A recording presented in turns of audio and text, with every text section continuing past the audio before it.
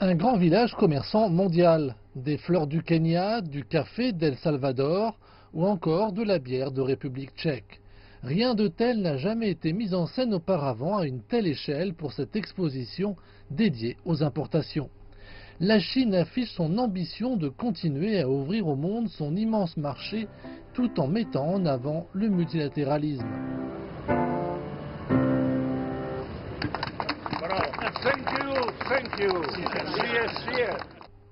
En visitant le hall d'exposition, le président Xi Jinping a déclaré que les exportations vers la Chine avaient diversifié le marché du pays et répondu aux besoins changeants de ses consommateurs.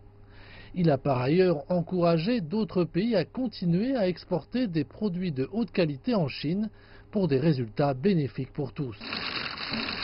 Lors de sa rencontre avec le président tchèque Miloš Zeman, M. Xi a déclaré que les deux parties avaient convenu de renforcer la coopération dans le cadre de l'initiative chinoise Ceinture et Route, en particulier dans les domaines du transport, de l'énergie, du commerce électronique et de l'intelligence artificielle. Il a ajouté qu'ils devraient continuer à soutenir leurs efforts sur les projets relevant de cette initiative. Miloš Zeman a approuvé, ajoutant que son pays souhaiterait la présence de davantage d'entreprises chinoises en République tchèque. Le dirigeant tchèque a ensuite précisé qu'il était disposé à renforcer le dialogue et la coordination entre les deux gouvernements dans le cadre de l'initiative Ceinture et Route. Xi Jinping a également rencontré la présidente lituanienne Dalia Grybauskaité. Il a ajouté que la Chine cherchait à renforcer son partenariat stratégique dans le cadre de l'initiative Ceinture et Route, et d'ajouter que la position géographique de la Lituanie était essentielle pour relier l'Asie et l'Europe.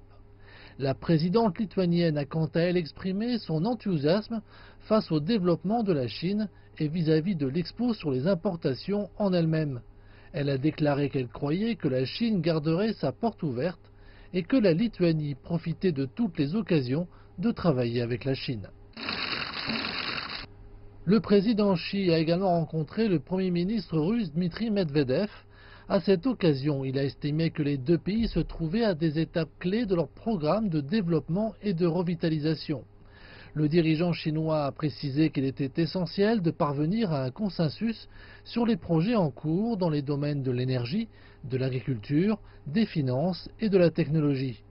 De son côté, Dmitry Medvedev a déclaré que la Russie espérait élargir sa coopération avec la Chine dans ces secteurs et qu'elle reviendrait chaque année à l'occasion de l'expo.